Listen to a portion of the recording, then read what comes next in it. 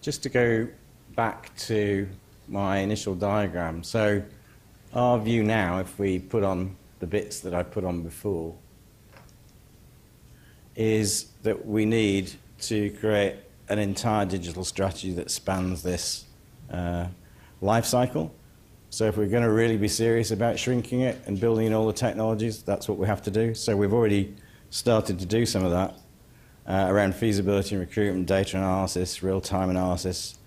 And I was just going to show you a couple of the tools and services around feasibility recruitment, the trials, the safety monitoring, and electronic patient-reported outcomes and care pathways. Just going to pick a couple of those. Feasibility and recruitment, you've got to get people into real-world trial. So we've built a system that allows you to do that.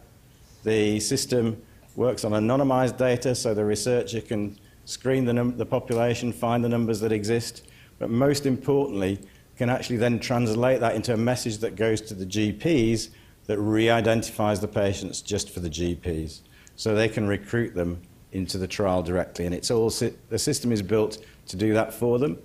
The largest trial we've done that with was about 18 months ago. We needed 4,000 people. It was a fairly simple study. We mail shot 13,000. We recruited 4,300 using this system in 16 weeks for a fraction of the cost. So you need these kind of systems if you're going to scale it. The other thing is, and I think this has been touched on, is getting much greater patient engagement. So we built a consent for approach system. You can look it up. It's researchforthefuture, all one word, .org. And this allows patients to sign up directly. We recruit them from advertising campaigns, social media. And again, we can consent these people to the use of their electronic health records. So it's a very proactive system. And then let's just talk almost lastly about the data footprint. If you do a standard RCT, you get kind of that amount of information, which is from first subject, first visit, to last subject, last visit, and whatever you've put in your ECRF. For the lung studies, we went 3 years earlier and we had deeper data, but actually that's only the tip of the iceberg, because with appropriate consent, certainly in our system, you can get data from the first time they appear in the electronic health record system in the NHS to, well, however long, 10 years afterwards.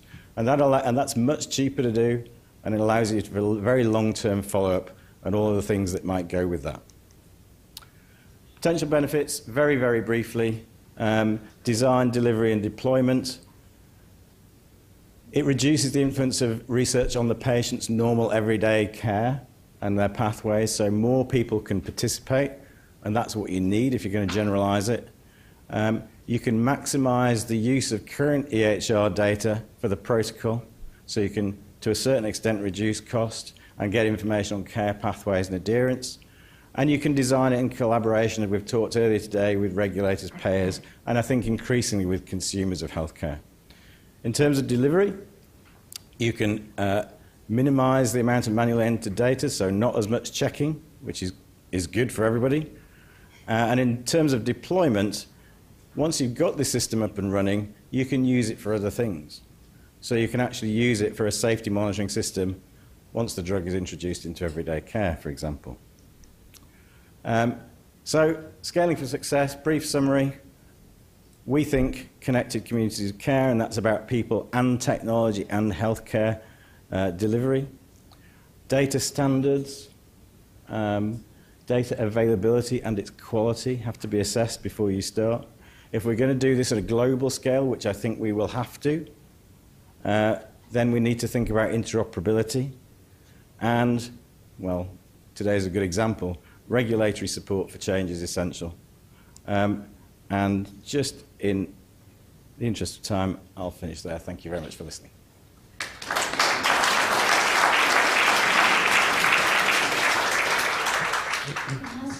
Clarifying question, very quick. Yes. I very much applaud the courage to do the Salford lung study. I just have one quick question. Because the study is actually on real world, COPD patients and asthma patients. So how has NICE used the evidence from the Salford COPD study, which reported out last year, and recently the asthma study reported out?